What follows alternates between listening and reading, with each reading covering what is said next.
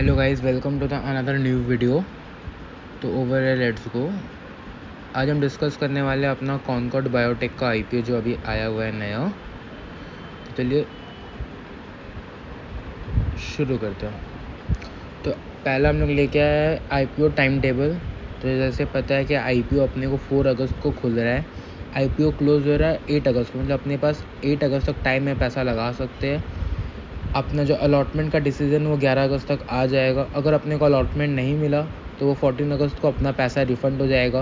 और अगर अपने को अलॉटमेंट मिलता है तो 17 अगस्त को अपने शेयर्स अपनी डिमैट तक क्रेडिट हो जाएंगे। 18 अगस्त को उसका लिस्टिंग है।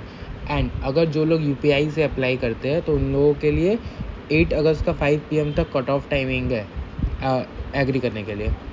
उसके बाद अब सेकंड इम्पॉर्टेंट चीज़ होता है आईपीओ का लॉट साइज़। तो हमेशा रिटेल के लिए ये एक लॉट 20 शेयर का एक लॉट आता है। 14,820 है रिटेल के लिए। कोई फ़ायदा नहीं है इसमें एक लॉट से ज़्यादा अप्लाई करने की रिटेल कैटेगरी में, क्योंकि ये आईपीओ ऑलरेडी ओवर सब्सक्राइब होने वाली है, 100% श्योर हूँ। फिर रिटेल का मैक्स 13 लॉट होता है, बिकॉज रिटेल को 2 लाख में कोई फ़ायदा नहीं है। मैं सीधा आता हूँ स्मॉल एचएन। अगर आपको रिटेल में अप्लाई करना है आप सीधा एक लॉट अप्लाई करिए, उससे ऊपर लाके कोई मतलब नहीं है। सेकंड आते हैं स्मॉल एचएनआई। स्मॉल एचएनआई में आपको 14 लॉट अप्लाई करना है, जो होता है टोटल आपका 280 शेयर्स के लॉट, 2,07,480 रुपये। इससे अगर आप 14 से 15 लॉट अप्लाई करें कोई मतलब नहीं है।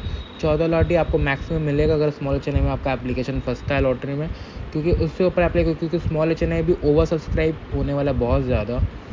उसके बाद आते हैं हम सीधा बिग एचएनआई में। बिग एचएनआई आपको मतलब 10 लाख रुपए से कुछ रुपए ऊपर लगाना होता है आपको बिग एचएनआई में आने के लिए। तो जो होता है 68 लॉट्स। तो 68 लॉट्स में आपको 1360 शेयर्स मिलने वाले 10,07,760 रुपये का। तो अब इसमें मैं आपको बता देता हूँ, इसमें सबसे ज़्यादा चांसेस आपको रहते हैं एप्लीकेशन मिलने का, वो है रिटेल कैटेगरी में और आपका बिग एचएनआई में। स्मॉल एचएनआई में सबसे ज़्यादा भीड़ रहता है और इसमें भी वही होने वाला है। अब हम लोग आते हैं आईपीओ रिजर्वेशन में।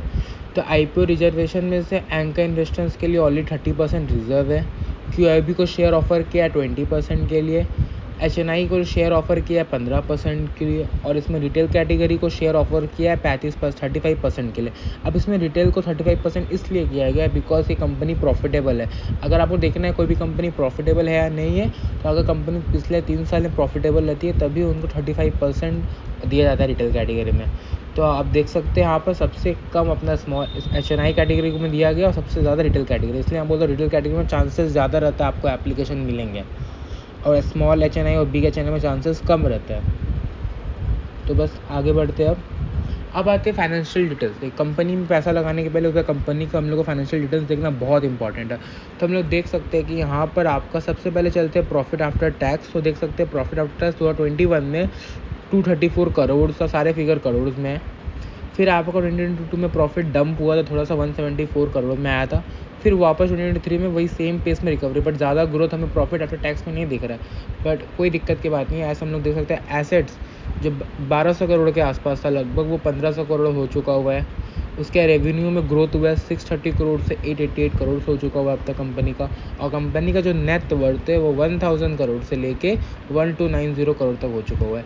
प्रॉफिट्स में दिक्कत हो सकती है कभी कभी, उनका सेल्स मार्जिन या एक्सपेंडिचर्स बहुत ज़्यादा हो रहे होंगे, बट एसेट्स भी वो लोग बाई कर रहे हैं जिनका एसेट्स उनका बढ़ते जा रहा है, जो कंपनी के लिए अच्छी बात है। एंड कंपनी के टोटल बोरोइंग सब ये आईपीओ मेरे को 100% मैं इसलिए श्योर कि ओवर सब्सक्राइब का, बिकॉज कंपनी का बोरोइंग आप देखिए, जो उधारी है डेप्थ वो कम होता है, वो 86.35 से हो चुका हुआ है 31.24 करोड़ ओनली।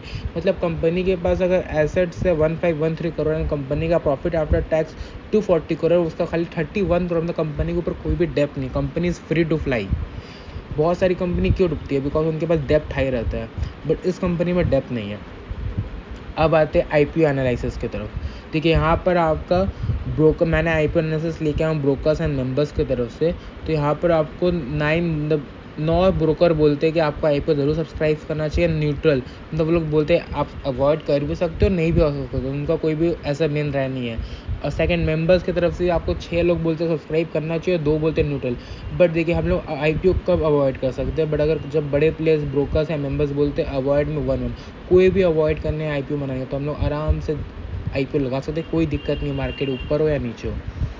उसके बाद सबसे इंपॉर्टेंट चीज़, जैसे हमें पता है ग्रे मार्केट प्रीमियम, तो आज के दिन पर IPO ग्रे मार्केट पीएम चला 190। हाँ मेरे को पता है, जब से IPO अनाउंस हुआ IPO थोड़ा ग्रे मार्केट का 300 चला गया था, बट वो अब डंप होकर 190 आ गया। बट ठीक है, हम लोग नॉर्मल एक मेन बोर्ड IPO लगाने के लिए 20% का ग्रे मार्केट प्रीमियम इंपॉर्टेंट होता है। बट यहाँ पर भी 25% का ग्रे मार्केट प्रीमियम चला। मेरे को जैसे पता लग रहा है कि कंपनी का डेप्थ कम है, तो कंपनी को ऑफकोर्स ग्रे मार्केट प्रीमियम में डिमांड बढ़ जाएगी जब एक बार IPO का एप्लीकेशन बंद हो जाएगा। तो बस थैंक यू। एंड मेरे तरफ से यही डिसीजन रहेगा कि हम लोग इस IPO में आराम से पैसा लगा सकते हैं। मेरा फाइनल डिसीजन ये है कि मैं इस अपने हर एक फैमिली मेम्बर के अकाउंट से स्मॉल HNI में पैसा लगाऊंगा एंड अपने अकाउंट से बिग HNI में पैसा लगाऊंगा।